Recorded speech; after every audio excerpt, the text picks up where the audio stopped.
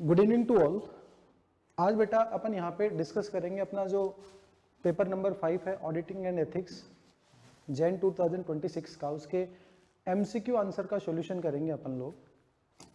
All over पर बात करें एमसीक्यू पेपर की तो जो क्वेश्चंस थे वो आसान थे, point two point ICI module से अगर अपन लोगों ने पढ़ रखा है तो फिर इसको सॉल्व करने में प्रॉब्लम नहीं आई होगी अपन को।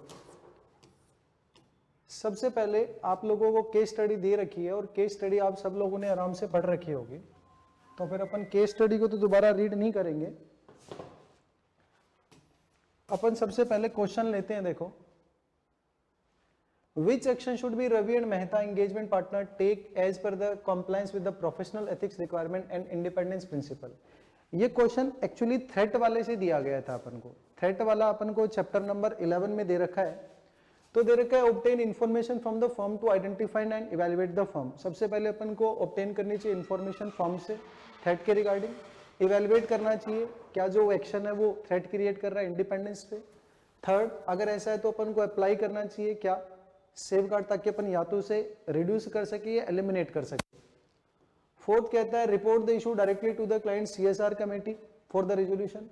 Consider withdrawal from the engagement if threat remain unacceptable. तो इसका आंसर होगा अपना बी। अगर आप लोगों को कंफ्यूजन फर्स्ट वाले में आ रहा है कि ऑब्टेन वर्ड डायरेक्टली आपको आईसीआई मॉड्यूल से नहीं मिलेगा बच्चों, अगर आप लोग देखना चाहते हो इसका तो आप लोग चैप्टर नंबर 11 में जो एथिकल रिक्वायरमेंट वाला है उसमें आपको आंसर मिल जाएगा। तो ये ऑब्टेन वर्ड की जगह आप लोगों को आइडेंटिफाई वर्ड मिलेगा, तो ये उसी चीज को एक्सप्लेन किया है इसमें। ठीक है, तो इसका आंसर होगा अपना बी।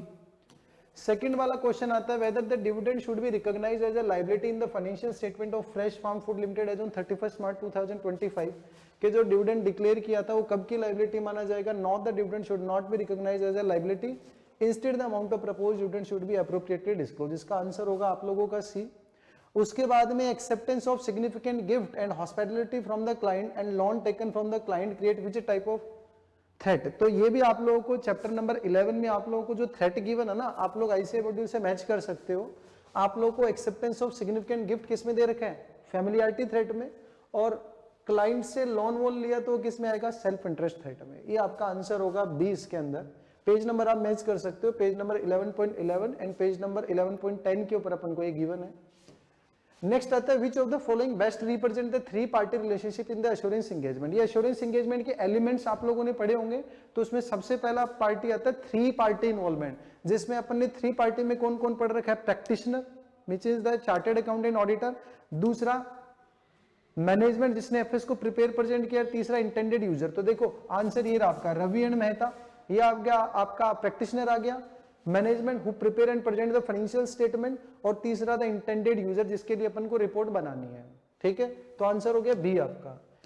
उसके बाद सेकंड केस सिनेरियो की अगर बात करें, तीन लोगों ने निशी को काम दे रखा था डॉक्यूमेंटेशन और assembly of audit file, chapter number 6 से रिलेट करता है।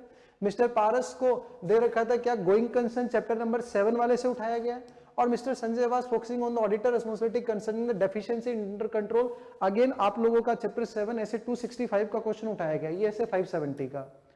During the audit of OP limited mister Paras ने कंक्लूड किया that FS do not provide adequate disclosure, नहीं दिए गए थे। आप लोगों ने दे रखा था अगर गोइंग कंसर्न पे कोई क्वेश्चन मार्क आता है और ऑडिटर का जो मैनेजमेंट का जो असेसमेंट है वो एप्रोप्रिएट है, लेकिन उसके बाद भी अगर कोई मटेरियल अनसर्टेनिटी एग्जिस्ट करती है तो उसमें दो प्रोविजन पढ़े हैं आप लोगों ने कि या तो उसके डिस्क्लोजर एप्रोप्रिएट दिए गए या डिस्क्लोजर एप्रोप्रिएट नहीं दिए गए। अगर नहीं दिए गए तो ऑडिटर क्या करेगा, एक्सप्रेस करेगा क्वालिफाइड ओपिनियन। सेकंड ऑप्शन में आप लोगों को ये मिल जाएगा चैप्टर नंबर 7 में। ठीक है, गोइंग कंसर्न वाले में, तो आंसर होगा इसका बी। 6 वाले में mister Sanjay consider the following as example of indicator of significant deficiency. आप जब ऐसे नंबर 265 निकालोगे तो इसमें दो हेडिंग मिलेगी आपको, एक तो एग्जांपल्स ऑफ सिग्निफिकेंट डेफिशिएंसी और सेकेंडली आपको मिलेगा examples of indicators of significant deficiency. तो उसमें आपको पॉइंट आउट करना पड़ेगा, हल्का सा मैच करना पड़ेगा, ऊपर नीचे इसको दे रखा है, आप इसमें मैच करोगे तो यहां पे दे रखा है एब्सेंस ऑफ रिस्क असेसमेंट, लेकिन इसने आंसर क्या लिया प्रेजेंस वाला, तो ये गलत हो गया। और एविडेंस ऑफ इफेक्टिव, यहां पे इनइफेक्टिव आएगा और यहां पे एब्सेंस वाला आना चाहिए। तो आंसर इसने पूछा था कौन कौन से जो है जो इंडिकेट करते हैं, तो आपको क्लियरली फर्स्ट सेकंड और थर्ड में दिख रहा है कि आंसर अपना यही है, तो आंसर हो गया फर्स्ट सेकंड और थर्ड। यहां पे एक सिंगल वर्ड की मिस्टेक्स की है इसने, ठीक है ना। उसके बाद which of the following statement are correct regarding audit documentation the assembly of final audit file, correct बताना है अपन को। तो ये कह रहा है कि एक बार अगर आप लोगों ने असेंबल कर लिया फाइनल ऑडिट फाइल को, आप इसके अंदर क्या नहीं कर सकते, डिलीट डिस्कार्ड नहीं कर सकते। यस, अगर एडमिनिस्ट्रेटिव नेचर के चेंज है तो हो सकते हैं, लेकिन वो यहाँ पे गिवन नहीं है।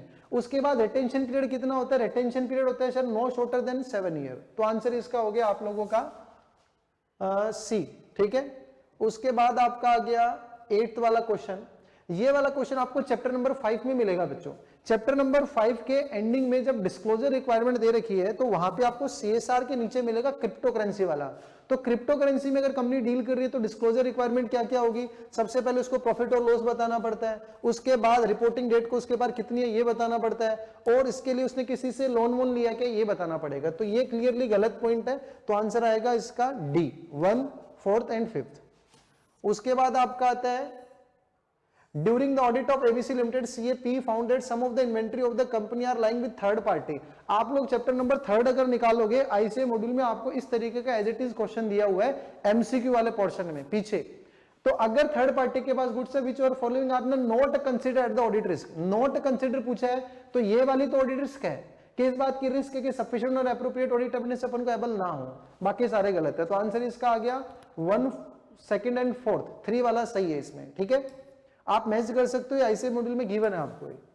उसके बाद मिस्टर सौरभ है चार्टेड अकाउंटेंट ने आपको एलएफएआर के ऊपर क्वेश्चन दिया है बच्चों। आप लोग अगर बात करोगे चैप्टर नंबर 4 की, sorry chapter number 10 bank audit के अंदर आपको एलएफएआर अगर मैच करना है तो आप लोग मैच कर सकते हो इसको।